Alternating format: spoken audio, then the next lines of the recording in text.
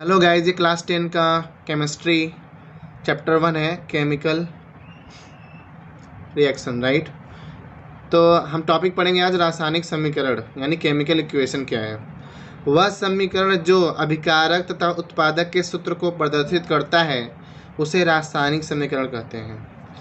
उसी को हम लोग इंग्लिश में देख सकते हैं कि the method of representing a chemical reaction with the help of symbols and formula of the substances involved in it is known as a chemical equation. ठीक है, अभी तो क्या समझ में आया नहीं होगा क्योंकि आप अभिकारक और उत्पाद नहीं जानते होंगे। तो आइए मैं समझाता हूँ कोई एग्जाम्पल से। तो आपके पास है Zn plus H2SO4, ZnSO4 plus H2 यानी जिंक और सल्फ्यूरिक एसिड। तो जिंक सल्फेट प्लस हाइड्रोजन निकल गया। राइट। अब देखिए ये केमिकल इक्वेशन है पूरा। अब इस साइड वाले को जो लेफ्ट साइड है LHS में उसको बोलेंगे रिएक्टेंट। क्या बोलेंगे? रिएक्टेंट्स। हिंदी में बोलेंगे अभिकारक। अभिकारक। अच्छा, यानी सर जो लेफ्ट साइड में रहेगा उसको बोलेंगे अभिकारक। हाँ, और इसको बोलेंगे जो बनेगा राइट साइड में यानी RHS में उसको बोलेंगे प्रोडक्ट। क्या बोलेंगे? प्रोडक्ट, या हिंदी में बोलेंगे उत्पाद। राइट। तो इस लेफ्ट साइड वाले को बोलते हैं रिएक्टेंट और राइट हैंड साइड वाले बोलेंगे प्रोडक्ट। और उसके बीच में जो एरो लगा है उसका मतलब रिएक्शन हुआ है। राइट। तो किसी भी केमिकल इक्वेशन को इस टाइप से लिखा जाता है। आइए पढ़ते हैं कि केमिकल इक्वेशन है कई प्रकार का होता है। तो केमिकल इक्वेशन दो प्रकार का होता है, टाइप्स ऑफ केमिकल इक्वेशन। पहला है बैलेंस केमिकल इक्वेशन यानी संतुलित रासायनिक समीकरण, और दूसरा है अनबैलेंस्ड केमिकल इक्वेशन। तो ये देखते हैं संतुलित क्या होता है और असंतुलित क्या होता है। एक एग्जाम्पल से समझते हैं। मान लीजिए यही लेता हूँ Zn plus H2SO4 arrow mark, ZnSO4 plus hydrogen. Right. तो रिएक्टेंट साइड में कितने एलिमेंट हैं? Zn का एक एटम है, H2, हाइड्रोजन का दो एटम है। Zn का एटम है एक, हाइड्रोजन का एटम है दो, सल्फर का एटम है एक, और ऑक्सीजन का एटम है चार। ठीक है। फिर देख लीजिए जिंक एक है, हाइड्रोजन दो है, सल्फर एक है, ऑक्सीजन चार है। आइए प्रोडक्ट साइड देखते हैं। Zn का एटम है, Zn एक है, हाइड्रोजन का एटम है दो। फिर देखते हैं सल्फर का एटम है, सल्फर यहाँ भी एक है, यहाँ देखिए सल्फर एक, और ऑक्सीजन का एटम है, ऑक्सीजन O4 लिखा है ना, चार है। इसका मतलब यहाँ आप देख सकते हैं कि जितना एटम्स लेफ्ट हैंड साइड में यानी रिएक्टेंट में है उतने प्रोडक्ट में भी हैं। इसका मतलब यह इक्वेशन कैसा है? बैलेंस्ड केमिकल इक्वेशन यानी संतुलित रासायनिक समीकरण यही है। Got it? क्यों? क्योंकि जितने एटम पार्टिसिपेट कर रहे हैं अभिकारक में उतने उत्पाद में हैं। इसका मतलब ये क्या है? संतुलित रासायनिक समीकरण। आइए देखते हैं असंतुलित क्या होता है।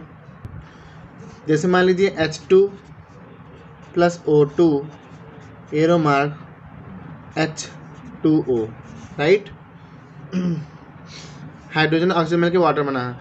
अब देखिए इधर देखते हैं हम लोग जब रिएक्टेंट और प्रोडक्ट की साइड, तो हम लोग यहाँ देखते हैं रिएक्टेंट की साइड हाइड्रोजन का एटम है दो, ऑक्सीजन का एटम है दो। इधर देखते हैं प्रोडक्ट साइड तो हाइड्रोजन का एटम है दो, लेकिन ऑक्सीजन का एटम है एक, ऑक्सीजन एक ही है। इसका मतलब यहाँ देखिए ये बैलेंस इक्वेशन नहीं है, इसका मतलब ये अनबैलेंस्ड है। क्या है भाई साहब? अनबैलेंस्ड। इसका मतलब है असंतुलित। ठीक है, तो हम समझ गए हैं कि संतुलित और असंतुलित क्या होता है। अब आइए समझते हैं कि किसी ये मान लिया असंतुलित समीकरण है तो इसको कैसे बैलेंस किया जाए। राइट। हम मान लीजिए इसी एग्जाम्पल को हम लोग उठाते हैं फिर से। H2 plus O2 arrow mark H2O। तो फिर से लिखते हैं हाइड्रोजन का एटम है दो, ऑक्सीजन का एटम है दो, इधर हाइड्रोजन का एटम है दो, ऑक्सीजन का एटम है एक। तो बताइए क्या किया जाए कि इधर भी ऑक्सीजन दो हो जाए? तो कुछ नहीं करना है, दो से मल्टीप्लाई कर लीजिए रिएक्टेंट साइन यानी अभिकारक की तरफ। तो यहाँ हो जाएगा ऑक्सीजन कितना हो गया? दो। तो यहाँ जो दो से मल्टीप्लाई किए यहाँ लिखना पड़ेगा 2H2O। अब एक बात तो समझ में आई कि भाई साहब दो तो ऑक्सीजन हो गए, यहाँ कैसे गिनेंगे? दो ऑक्सीजन। राइट। लेकिन अब यहाँ दो दूना चार हाइड्रोजन हो गया, कितना हाइड्रोजन हो गया 4, लेकिन यहाँ के 2 हाइड्रोजन है 2, तो यहाँ 2 से मल्टीप्लाई कर लो, यानी 2 × 2 यानी 4 हाइड्रोजन। इसका मतलब रिएक्शन हमारा जो बैलेंस वाला आ गया 2s2 + O2 arrow mark 2H2O। Got it. तो इस तरह आप किसी भी केमिकल इक्वेशन को आप बैलेंस कर सकते हैं। आइए और एग्जाम्पल देखते हैं। आइए एक एग्जाम्पल और समझते हैं। CH4 + O2 एरो, फिर है आपके पास CO2 + H2O। तो आइए देखते हैं। कार्बन है, हाइड्रोजन है और ऑक्सीजन है, इधर भी वही रहेंगे कार्बन, हाइड्रोजन और ऑक्सीजन। अब देखिए यहाँ कितने कार्बन है, एक कार्बन है यहाँ इस साइड, यहाँ भी एक कार्बन है, कोई दिक्कत नहीं है। अब हाइड्रोजन गिनिए, 4 हाइड्रोजन, यहाँ H4 लिखा है ना, इसका मतलब 4 हाइड्रोजन है। ऑक्सीजन O2 लिखा है, मतलब 2 ऑक्सीजन है, राइट। यहाँ H2O, हाइड्रोजन का 2 है 2, लेकिन ऑक्सीजन कैसे, एक यहाँ है और 2 यहाँ है, और 2 एक मिला कितना हो गया 3। अब समस्या आई भाई साहब, यहाँ 1 4 2, यहाँ 1 2 3, तो यहाँ संतुलित नहीं है, ये अनबैलेंस्ड इक्वेशन है। तो इसका संतुलित कैसे किया जाए? तो देखिए कार्बन तो बैलेंस है, पहले हम लोग क्या करते हैं, अब यहाँ हाइड्रोजन बैलेंस कर लीजिए, ऑक्सीजन, चलिए हाइड्रोजन बैलेंस करते हैं। यहाँ 4 है तो यहाँ भी 4 होना चाहिए, इसका मतलब 2 से गुणा कर लीजिए। तो 2 से यहाँ गुणा करने का मतलब कि आप यहाँ 2 से गुणा करिए तो 4 हाइड्रोजन हो गया, कितना हो गया 4। अच्छा, लेकिन जैसे ही 2 यहाँ से गुणा किया, यहाँ देखिए 2 ऑक्सीजन और बढ़ गया, यानी 2 2 4 ऑक्सीजन, इधर कितने हो गए, एक और मिल गया, यानी 4 ऑक्सीजन हो गया, ठीक है। 2 यहाँ और 2 यहाँ, 2 ऑक्सीजन, राइट, 2 ऑक्सीजन और 2 यहाँ O2, तो 4 ऑक्सीजन हो गए। जबकि यहाँ कितना है, अभी कारक में 2, यहाँ 2 से गुणा कर लो भाई साहब, 2 दूना 4, यहाँ 2 से गुणा हो गया। अब देखो, एक कार्बन, 4 हाइड्रोजन और 4 हाइड्रोजन, ये भी 4 हो गया। इसका मतलब हमारा जो बैलेंस्ड इक्वेशन है वो क्या है, CH4 + 2O2, CH4 + 2O2 arrow mark CO2 + 2H2। तो ये हमारा क्या होगा, केमिकल बैलेंस्ड इक्वेशन। आइए और एग्जाम्पल समझते हैं ताकि आप अच्छे समझ लें और कोई भी क्वेश्चन आप कर पाएँ। एक क्वेश्चन और है, मान लीजिए Fe + H2O arrow mark Fe3O4 + H2, right, आपको दिख रहा होगा। तो ये फिर करते हैं। Fe है, आयरन है, हाइड्रोजन है और ऑक्सीजन है। बताइए आयरन का 2 है 1, हाइड्रोजन का 2 है 2, ऑक्सीजन का 2 है 1। इधर देखिए आयरन का 2 है, आयरन 3 है, हाइड्रोजन का 2 है 2 है, 2 है, H2 लग रहा है ना, H2 दिख रहा होगा आपको। तो 2 हाइड्रोजन है और ऑक्सीजन कितने हैं 4।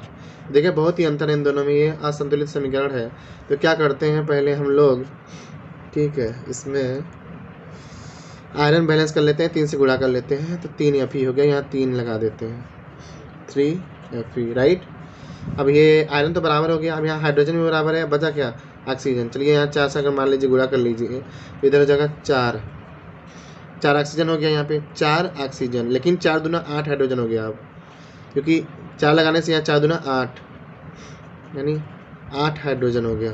लेकिन इधर हाइड्रोजन कितना है 2 ही, तो इधर क्या करूँ, 4 से गुणा कर लूँ, तो 4 हाइड्रोजन 8 हो जाएगा, 4 दूना 8, तो यहाँ 8 हो गया। तो ये हो गया बैलेंस्ड। इसका मतलब जो बैलेंस्ड इक्वेशन हमारा आया वो 3Fe + 4H2O arrow mark Fe3O4 + 8H2,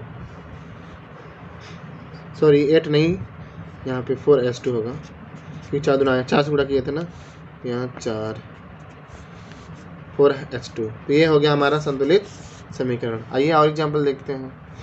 लीजिए आपके पास, जैसे मान लीजिए आपके पास मिल गया H2 + Cl2 arrow mark HCl। अब देखिए यहाँ बैलेंस है कि नहीं, हाइड्रोजन कितना है 2, क्लोरीन कितना है 2, हाइड्रोजन यहाँ कितना है 1, HCl कितना है 1। तो भाई साहब सीधे सीधे दिख रहा है बैलेंस नहीं है। तो क्या किए, इधर अगर हाइड्रोजन 2 करना है इस साइड, तो कैसे गुणा कर लें 2 से, तो यहाँ 2 लगा देंगे, ठीक है। तब यहाँ से देखिए क्या हो गया, जैसे 2 लगाए यहाँ 2 हाइड्रोजन भी हो गया और 2 क्लोरीन भी हो गया। यहाँ 2 लगाने से दोनों में गुणा होगा, 2 हाइड्रोजन × 2 HCl, इसका मतलब 2 क्लोरीन और 2 हाइड्रोजन, इधर भी बराबर हो गए। इसका मतलब हमारा जो बैलेंस्ड इक्वेशन है वो H2 + Cl2 arrow mark 2HCl। समझ में आया? तो ऐसे आप कर सकते हैं कोई भी रासायनिक समीकरण को संतुलित। और एक एग्जाम्पल और देख लेते हैं। अगला क्वेश्चन है आपके पास Na+H2O यानी सोडियम प्लस वाटर रिएक्ट करेगा तो सोडियम हाइड्रोक्साइड बनेगा प्लस हाइड्रोजन गैस निकलेगी, राइट। तो देखिए बैलेंस के नहीं, सोडियम बताइए अभिकारक की तरफ 1 है, हाइड्रोजन का 2 है, 2 है, ऑक्सीजन का 2 है, 1 है। अब तो मैं बहुत सारे एग्जांपल बता चुका हूँ, समझ चुके होंगे। सोडियम यहाँ कितना है, 1 है, हाइड्रोजन का 2 है, 1 यहाँ है और 2 यहाँ है, इसका मतलब 3 हाइड्रोजन। ऑक्सीजन का 2 भैया 1। तो देखिए सोडियम बैलेंस है, ऑक्सीजन बैलेंस है, क्या बैलेंस नहीं है, हाइड्रोजन। अब बताइए इतना कंसेप्चुअल है ये कि बताइए यहाँ 3 हाइड्रोजन यहाँ। तो एक काम किया जाए, ठीक है, कि हम लोग, एक क्वेश्चन थोड़ा इंटरेस्टिंग है, थोड़ा दिमाग लगेगा। देखिए सोडियम बैलेंस है, हाइड्रोजन 2 है, यहाँ 3 है, हम क्या किया जाए कि बैलेंस हो जाए। तो यहाँ अगर हम लोग मान लीजिए अगर हाइड्रोजन बैलेंस करते हैं, 2 कर देते हैं, यहाँ 2 गुणा कर देते हैं, तो यहाँ 6 हाइड्रोजन हो जाएगा, यहाँ 2 हाइड्रोजन है, ठीक है। तो चलिए देखते हैं, पहले हाइड्रोजन बैलेंस करने की कोशिश करते हैं। चलिए 2 से मल्टीप्लाई कर देते हैं, तो 2 दूना 4 हाइड्रोजन हो गया आपका। तो यहाँ इसका मतलब 2 से गुणा करने वाले यहाँ 2 लगाया। अब देखिए 4 हाइड्रोजन है लेकिन 2 ऑक्सीजन हो गया, 2 ऑक्सीजन यानी 2 ऑक्सीजन हो गए, ठीक है। अच्छा ठीक है सर, आपने 2H2O लगा दिया, कोई बात नहीं, लेकिन इधर तो आपके पास ऑक्सीजन 1 ही है, तो क्या करें, इधर भी 2 से गुणा कर देते हैं। ऑक्सीजन किस में, इसमें है, तो 2 से गुणा कर दो यार, 2 NaOH। अब देखो यहाँ 2 सोडियम हो गया, इस 2 लगाने से 2 सोडियम किट हो गया, 2, ठीक है। और इधर सोडियम कितना है, 1, तो इधर भी क्या कर दूँ, 2 से गुणा सोडियम में, तो ये भी बैलेंस हो गया, 2 Na, राइट। समझ में आ रहा है ना, 2 Na प्लस 2H2O हो गया और 2 NaOH प्लस H2। अब गिनो देखो, अब देखो 2 हाइड्रोजन यहाँ, 2 हाइड्रोजन यहाँ, यानी 4 हाइड्रोजन हो गए, इसको काट दो, 4 हाइड्रोजन हो गए, 2 सोडियम इधर भी, 2 सोडियम इधर भी, ऑक्सीजन इधर भी 2, ऑक्सीजन इधर भी हो, यानी जो हमारा बैलेंस्ड इक्वेशन है उसका हम मेकअप करके लिखते हैं। तो 2 sodium plus 2H2O arrow mark 2 NaOH plus H2। तो ये हमारा हो गया संतुलित रासायनिक समीकरण। एक क्वेश्चन और कर लेते हैं ताकि बच्चे अच्छे से कर लें। सोडियम मान लीजिए Na plus O2 arrow mark Na2O, ठीक है। तो ये सब डायरेक्ट मेथड है, हम लोग हिट एंड ट्रायल मेथड हम लोग कर रहे हैं अभी। जो मेथड है इसको क्या बोलते हैं, हिट एंड ट्रायल। तो सोडियम यहाँ कितना है भाई साहब, 1, इधर सोडियम कितना है, 2, इधर ऑक्सीजन कितना है, 2, इधर ऑक्सीजन कितना है, 1। तो क्या किया जाए कि बैलेंस हो जाए, तो क्यों ना हम ऑक्सीजन 2 करने की कोशिश करते हैं कि इधर 2 है तो 2 से मल्टीप्लाई कर लेते हैं इधर, तो इसका मतलब 2 यहाँ लगा दीजिए। तो जैसे ही 2 लगाया तो 2 तो ऑक्सीजन हो गया, लेकिन 2 दूना 4 सोडियम हो गया, क्या हो गया, 4 सोडियम। तो इधर भी क्या किया जाए, 4 से गुणा कर दो यार, 4 में सोडियम का। तो जो हमारा बैलेंस इक्वेशन आ गया 4 Na plus O2 arrow mark 2 Na2O। अब देखो यहाँ 2 ऑक्सीजन भी है, 4 सोडियम, 2 ऑक्सीजन, 4 सोडियम। तो हमारा ये है जो बैलेंस्ड केमिकल इक्वेशन है। तो आई होप आपको अच्छा लगा होगा। अगर अच्छा लगा हो तो लाइक और सब्सक्राइब जरूर करें। अब मुझे उम्मीद है कि केमिकल रिएक्शन इक्वेशन आपको समझ में आया होगा और ये आप बैलेंस करना सीख चुके होंगे। Okay, thanks for watching.